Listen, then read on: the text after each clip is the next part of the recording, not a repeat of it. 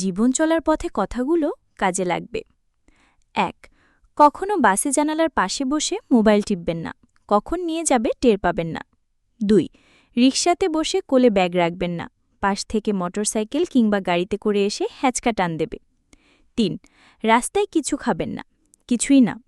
দূরপাল্লার যাত্রা হলে বাড়ি থেকে খাবার নিয়ে আসুন অথবা প্যাকেটজাত কিছু খান। পাশের যাত্রী কিছু দিলে খান না, তাতে কি? হয়তো যে পানি বা ডাব কিনলেন বা অন্য কিছু, তাতেই থাকতে পারে ঔষধ। ৪. ট্রেন জার্নিতে দরজার পাশে ২ বগির পাশে দাঁড়াবেন না, কিংবা যতই ভালো লাগুক দরজায় দাঁড়িয়ে সিগারেট খাবেন না। ট্রেনের ছাদে চলাচল যতই রোমান্টিক লাগুক, যে গ্যাংগুলো ছিনতাই করে তারা খুবই নির্দয় এবং বেপরোয়া। অনেক যাত্রীর লাশ পাওয়া যায় সারা দেশের ট্রেন লাইনের আশেপাশে। বেশিরভাগই বেয়ারিশ হিসেবে দাফন করে ফেলা হয়। ৫. কপাল খারাপ হলে ছিনতাইয়ের শিকার হবেন, ধরা যাক হলেন। কি করবেন? ছিনতাইকারী বেশ কয়েকজন, আপনি একা, চারপাশে কেউ নেই, আপনাকে ঘেরাও করে রেখেছে, আপনার পকেটে দামি ফোন। এসব ক্ষেত্রে ভালো হয় ফোনের মায়া ত্যাগ করা, কারণ যারা ছিনতাইকারী তাদের বেশিরভাগই নেশাগ্রস্ত। আপনার জীবনের দাম পৃথিবীর যে কোনো দামি ফোনের চেয়ে অনেক বেশি। ৬. বান্ধবী বা মেয়ে বন্ধুর সাথে রেস্টুরেন্ট বা পার্কে যাচ্ছেন, হঠাৎ দেখবেন আপনার চারপাশে একদল ছোলের আবির্ভাব। এরা কিন্তু একটা গ্যাং। দেখবেন আপনাদের নিয়ে নানান রকম আজে বাজে কথা বলছে, বাজে ইঙ্গিত দিচ্ছে। আসলে ওরা চাইছেই আপনাকে উত্তেজিত করে একটা ঝামেলায় বাঁধাতে, এতে ওদের লাভ। সেটা কীরকম? ধরা যাক আপনি মাথা গরম করে ঝামেলায় জড়ালেন। ওরা আপনাকে অপমান করেছে বলে আপনি পাল্টা কিছু বললেন বা করলেন। এই পেয়ে গেল সুযোগ। ওরা তখন বাইরে থেকে নেতাগোছের কাউকে ধরে আনবে, যিনি এসে আপনাকে আপনার বান্ধবীর সামনেই নানান রকমভাবে জেরা করবে। তারপর বিচারে আপনাকেই দোষী বনিয়ে দেবে। অতঃপর মিটমাট করার নাম করে আপনার কাছ থেকে জরিমানা বাবদ টাকা পয়সা কিংবা ডামিং ঘড়ি, ফোন অথবা ল্যাপটপটা লিখে দেবে। তাই এসব জায়গায় কথা বাড়ানো মানেই ঝামেলা ডেকে আনা। আর নির্জন জায়গা হলে এদের দেখা মাত্রই সরে পড়ুন। ৭. ভোররাতে ঢাকায় এসে পৌঁছেছেন, সাহস দেখিয়ে রাস্তায় নেমে পড়তে যাবেন না। বাস স্টপে বা ট্রেন স্টেশনে অপেক্ষা করুন। সকালে যখন রাস্তায় যথেষ্ট মানুষ থাকবে তখন বের হন। ৮. ট্রেন স্টেশনে বা সদরঘাটে নিজে নিজে বয়ে নিয়ে যেতে পারেন না এমন বোঝা নিয়ে এসেছেন তো মরেছেন।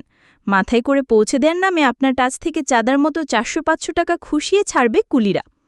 তাই সাবধানে থাকুন, দরদাম করে তারপর কুলি ঠিক করুন। নিউ মার্কেট বা নীলক্ষেতের মতো জায়গায় কেনাকাটা করতে গেলে খুবই সাবধান। কৌতূহলে বসে কোনো কিছুর দাম জিজ্ঞেস করলেও এখানে আপনাকে পাল্টা দাম বলার জন্য জোরাজোরি করবে। মনে রাখবেন, এখানে মেজাজ দেখিয়ে লাভ নাই। এখানকার দোকানিরা সংঘবদ্ধভাবে কাজ করে। ১০.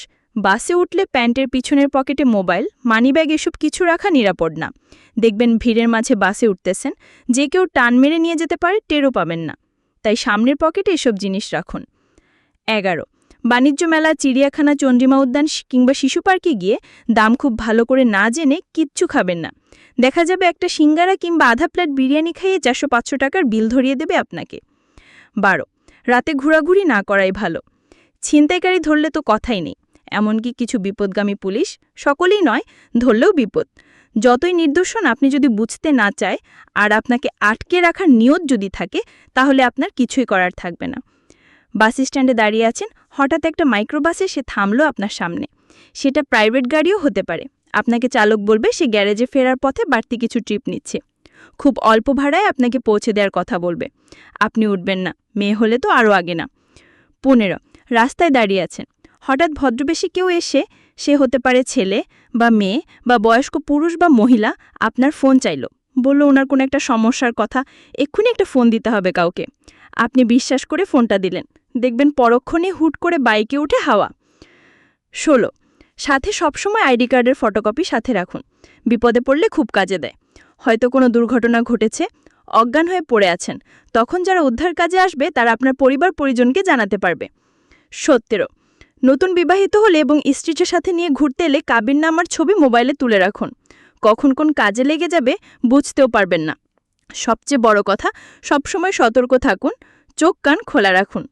মনে রাখবেন, দোয়া পড়ে বাহির হবেন, আপনার নিরাপত্তা আপনারই হাতে। এ বিষয়ে আপনারা সতর্ক থাকবেন। নিজে সতর্ক ও সচেতন থাকুন এবং অন্যকেও সতর্ক ও সচেতন করুন।